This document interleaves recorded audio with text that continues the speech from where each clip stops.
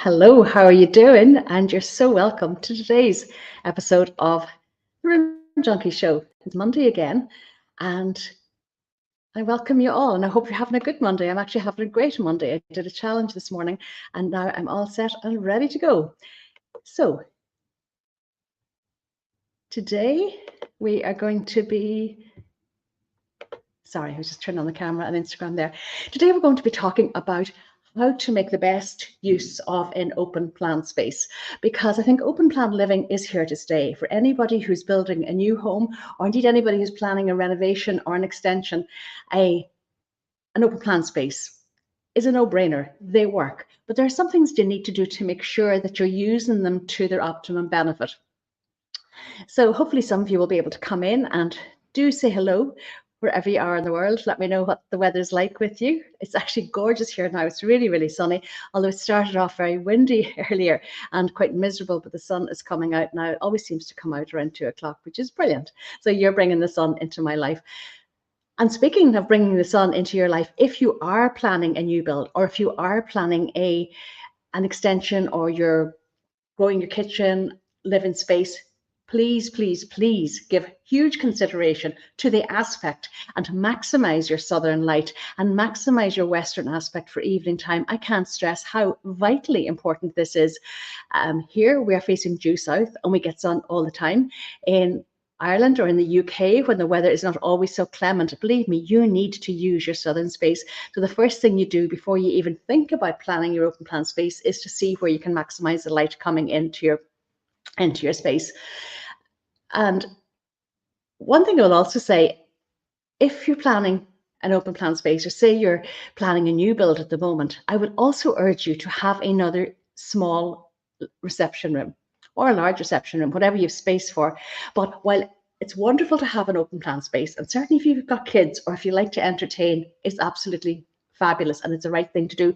But I think it is nice to also have a snug area, a quieter area, somewhere else that you can go to and be in a quieter, less open space. I think that's really, really important if you have the space to do it. So what can you do to maximize your open plan space? There's a couple of things you can do. Some are permanent things and others are semi-permanent. So maybe I'll start with the permanent things first. So if you want to zone your space, I'm going to imagine a large open plan kitchen, come living room, come dining room. Doesn't matter whether you go, no, do whatever you do, pick your kitchen first, because this is going to set the tone for the rest of the house. It's going to set the style for the rest of the house, and it's certainly going to set the style for the space that you're planning. And remember last week I talked about form after function, and what that means is I want you to carefully consider what activities are going to happen within the space. Obviously in the kitchen you're going to be cooking, you're going to be clearing up, you're going to be entertaining, dining, family living. So you choose your optimum layout. You will probably have a dining space, a dining table and chairs, and then you're going to have a living space. And think too about how many people do you want to seat around that table? How many people do you entertain a lot? Do you need a bigger table than normal? Maybe one with a leaf that you can actually extend and open up as the needs arise. Maybe you have got a large family, so you need lots and lots of space for everybody. Hi, Anne. Hi, Irish Home Magazine and Mary. How are you all doing? So think about how you're going to use the space before you even think about anything else, because this is really, really important. And then when you've done that, you know how many people you need to accommodate, what the function is. Maybe you want to incorporate an office space into this living dining area because kids are doing homework, or maybe you're working from home. Think about all the permutations and combinations of things that you're going to be doing. So permanent things that you can do to help the space, because sometimes the disadvantage of having a large open plan space is, particularly if it's a rectangular space, it can seem like a runway and you don't want that. So one thing you can do if you're starting from scratch is you can have one floor at a different level. In our old house, excuse me, which we built ourselves, we had a large kitchen with an island, very large dining table because we entertained a lot and had lots of family gatherings. And then there were 2 steps down into our den, and that worked particularly well because it was a very, very, very big space. And it did give that lovely sense of perspective. And I suppose too, because we were going 2 steps down into the den, the ceiling height in the den was much higher. So that was a plus as well. That was absolutely the right thing to do. Another thing that you can do is to use your ceiling to create detail. So you could have a drop ceiling over mirroring your dining table or mirroring your island, and visually this will actually help to define your spaces as well. So that they're permanent things that you can do. However, if you're just revamping the space that you've got, one thing that I often do is to use rugs to differentiate the different areas. So say we've got our old kitchen, which had the 2 steps down into the den. I did have a big rug. There was a timber floor down there, and I did have a big rug on that with the sofa's legs off the rug so that you could see the parameter of the floor, which I particularly liked. You could have a rug under your dining table as well. Maybe your dining table is in the middle, and you can have your rug under the dining table. Some of the outdoor rugs are actually a really, really good idea for putting under your dining table. But remember, when you're placing a rug under your dining table, you need to be able to, you need to figure out the size, and you need to be able to make sure that you can get your chair fully back, because you don't want to have 2 different levels. Lighting is another way that you can differentiate your different areas. So you may want to have some hanging lights over your dining table. You may want to have lights over your island. One thing I will say to you that you might never have thought about, when you are deciding to place your lights over your dining table, I want you to go and pick your table first, because you need to know, at least know the size of the table that you're going to have. And then you can easily have your 2 or 3 lights perfectly positioned above them. Same with your island. Know the size of the island, and then determine the amount of lights or lighting that you want to drop there as well. Has anybody any questions at all? Just let me have a little peek on Instagram too to see if anybody's got any questions. Nope, I don't think so. That's okay. No questions. So lighting is really, really important anyway. And in a big space like that, you need to moderate and layer your lighting. So obviously in your kitchen, it's simple. You're going to have, I do like recess spots in a kitchen for the functional area of the kitchen. I do like to have a feature light dropped over your island. In our old house, I had an aga, so I had lights in the recess above the aga. If you've got a cooker and hob, you're going to have lights over that as well. You will have strip lights under your cabinetry. So think about all of this. Maybe you've got overhead glazed cupboards. You want to have light in there too. So light is really, really important. And all of these, I would like you to put them on dimmers in your kitchen, and obviously they're going to be zoned as well. Again, dining table, your light that's hanging over the dining table, I want that in a dimmer, because obviously you've got to create ambience. And what's lovely in an open plan space like that, say you're using the living space at night, it's lovely to have soft lighting, some lamps, or maybe some lights on low in either of the spaces, because it does just make everything seem so cohesive, and it flows, and it just creates this gorgeous, comfortable ambience, and that is what you want. In your living space, I would urge you to make sure you've got lamps or standard lamps in the corners of your space. I always advise that you do put a central light. You fit a central light in your living space. You don't necessarily turn it on. I much prefer to have softer lighting in a living space. And always, always, always have your lamps switched so that you can just flick a switch and all your lamps come on together. Always have the same bulbs in your lamps, the same color bulbs as well, whether you like the warm colored ones for autumn, or whether you like just a warm bulb, or whether you like the cool white. In kitchens and bathrooms, I tend to use a cool white. In living spaces, I would use the warm bulbs, but sometimes for atmosphere, I would use some of the amber or the different color bulbs, because they do, with the right lampshade, they give off an absolutely gorgeous glow. Everybody's been very quiet. There's no questions at all coming in, I don't think. Hi, Maggie. Maggie's in. I wondered, did she pick up, Alessandra, did you pick up the paintbrush over the weekend? Maggie had a dark hall, and I gave her loads of tips last week on how to brighten up a dark hall. Liz is there. Hello, Liz. Hope all is really well in Galway. Another thing I would say to you as well, I would generally always have the same flooring going through your space. And that's why, because it just makes it all seem bigger, even though it's big anyway. It flows, it creates gorgeous flow, it helps the energy. But then it's important when you have the same flooring everywhere that you can zone it in visual ways as well. And have fun with it. You know, this is a big space, but sometimes it's actually a joy to fill a big space. Now, one thing I will say to you for your sofas, please measure those sofas so carefully. You know, do you want an L-shaped sofa? Is that going to work? Maybe an L-shaped and an ottoman and a chair is the right thing for you to do. And get your newspapers, get the dimensions of the sofa, get the newspapers, lay them out, and make sure that you have the perfect size sofas for that space. And it's the same with the rug. Put out your either measure it out on the floor in chalk or put out the newspapers. I find the newspapers easier because you can lift them and the floor is not marked and nobody gets confused with a couple of different measurements on the floor. So put down your paper and I will actually do a piece on how to pick the perfect rug for your space, because there's so much that you can do with a rug and different ways that you can use a rug in a space to varying effects as well. But I wouldn't be, I have definitely often put a rug under the dining table. But it has to be a practical one, obviously, because of food and all the rest.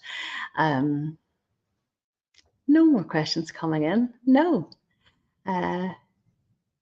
Okay. Well, it's Monday. Maybe it's a slow Monday. I don't know. Or maybe slow Monday. Maybe it's a snow Monday. I'm not sure. I know the weather is changing and getting a bit cooler for you guys. So let me know what the weather's like and where you are in the world. I'd love to know. I'd absolutely love to know. And let me know if you have an open plan space, and let me know if you're planning an open plan space. And I will say, if any of you are, there's only a couple of days to go on Thursday. So many of you have done my Sharing Secrets, the interior design course, and you've done it a long time ago during COVID. You've done it at different times. You've got so much benefit out of it, and it has really helped you in the design of your own home. Well, I reduced that price to €49 on a whim, and it's going to be €49 only until Thursday. And then I've made a decision. I've only made this today, but I've actually made a decision that I am going to park it. I'm going to park it forever on Thursday at midnight. So if you want to get it now. You have it forever and ever and ever. So even if you're only planning a renovation or planning an upgrade or planning something, you have it. Like some of you have used it on a couple of houses. You've used it for staging house to sell, and you've used it for your own house, and then you've used it to plan a large extension. So it has been called the gift that keeps on giving, and it is. It's everything that I have learned over decades of experience that I've condensed into one very easy to follow course. The modules are simple. They're video modules. There are some PDF notes as well, but their videos are such that you can go back over them anytime that you need to, and they're broken down into, I'll probably forget some of them, but you know, I teach you how to figure out your own design, how to own it, how to absolutely instinctively know it, so that when you're buying furniture or anything, you know exactly what your style is and what you want to buy. I teach about color scheming, how to pick colors, how to put colors together. I do bathroom design, kitchen design, definitely soft furnishings. You know, there's loads of modules. They're all really practical. There's no technical drawing. There's nothing like that. This is the nuts and bolts of interior design, the things that you need to know to make intelligent, confident decisions regarding the design of your own house. So Thursday is going to be the last day, and I am actually going to take it down then. Obviously, if you have it from before, you have it forever, but it won't be available to buy anywhere by anybody after Thursday. So if you want to get it now. It's a bargain. I think it used to sell for €297. It was a bargain at that, but I think at €49, it's a bit of a no-brainer. So grab that. If you know somebody who's planning something, I will put the link here when we're finished. Liz is saying it's sunny but cold in Galway, and you know what, sunny but cold is everybody's kind of weather, because you can just wrap up and the sun is just, you know, it just has that wonderful effect on you. And I can't honestly tell you how much you need to get to know the aspect of your house and all of your rooms, which rooms face north, which rooms face east, because colors that you put into those rooms will have a big bearing, or the aspect will have a big bearing on the color and will change colors. A few days ago, it was one day last week, I was on a Farrow and Ball forum in the UK, and one of the questions was about Farrow and Ball's French grey. I always use Farrow and Ball French grey if I want to do a green room, usually bedrooms. It's my go-to green in a north-facing space. In a south-facing space, it's a gorgeous, gentle grey. It's lovely. And if you use it in south-facing spaces as well, particularly in kitchens. So you need to know. So download a compass app onto your phone. In the old days, I used to carry a little compass with me in my handbag all the time, lipstick and a compass always, because the first thing I do is determine what the aspect of the room is, because it has such a bearing on everything, from the way it changes colors to the light that's coming in to the way the room makes you feel, and you will feel better if there's more sun and more light coming into your space. Okay.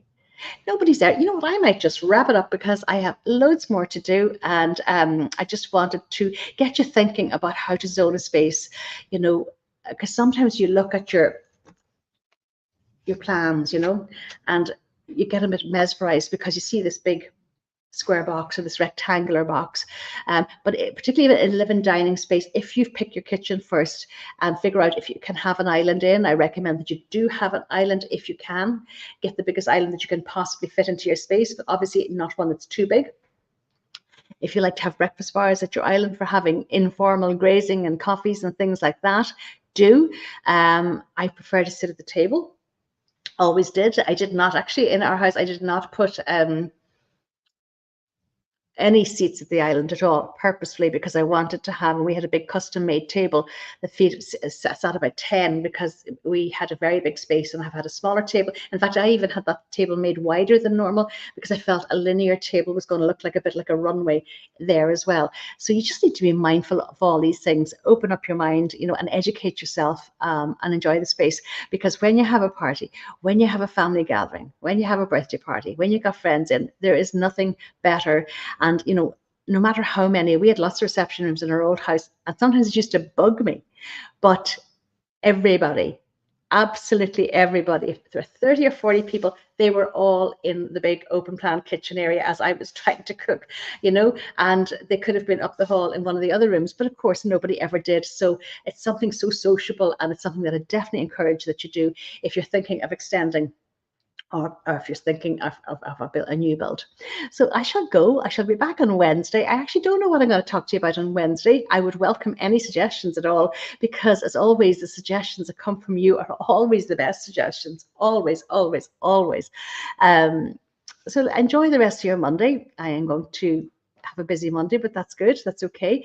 I have lots to do now and lots of people to get in touch with, which I will do. But remember, Thursday is the last day for sharing the secrets. I should be sad, but I'm actually not. I think it's time. It's time to park it. You've all had an opportunity to get it and do it, particularly at this low price. So grab it now when you can. But I will be taking it down on Thursday evenings. That's this Thursday, the 29th, the last day of February. January was the longest month in history, and I think this February has gone in a heartbeat. It feels like only a couple of days since it was the 1st of February. So spring is in the air. And for those of you like Liz who's joining the Reset 24 by Decluttering course on Thursday as well, actually, I look forward to welcoming you in, because I think this is the best time that you can clear your space. Girls who joined in January achieved amazing things, every single one of them, and it was powerful. It was wonderful, and it was lovely camaraderie in that group as well. And some of them were nervous coming in, thinking, gosh, I don't know that I have the energy for this, and as always happens, life got in the way for some of the girls, and they still managed to get, even though there was illnesses and broken bones and things in the mix, they still managed to get the results that they wanted. So if you haven't checked out Reset 24, I would urge you to do that. It's 5 weeks. It's live every Thursday evening, 7 o'clock. And we're tackling living room, kitchen, bathroom, bedroom, your disaster area and sentimental clutter. And we do it in a week by week by week structured format, which makes it so easy and so doable. So if you're anyway nervous or worried about it, even send me a message and we can have a call and see if it's the right time for you, because yesterday, it was a year since my Finding Your Fabulous Day in Harvey's Point in Donegal. And thank you for all the lovely messages that came through, because I think it came up in everybody's memories yesterday. A very, very, very special day. And that year went in a heartbeat. So if you're thinking of clearing your home, or you're thinking of decluttering, or if you're thinking of doing a renovation, do your decluttering now. Do not decorate until you've done it, because I can tell you, you're going to have a far better space. You're going to have far better energy in it if the clutter is gone before you move on with your decoration and your redesign. So listen, I'll see you on Wednesday. Any suggestions are very gratefully accepted from me, and because your suggestions are always the best. And enjoy your Monday, and I'll talk to you very soon. And because it's so bright, I am trying desperately to find the button.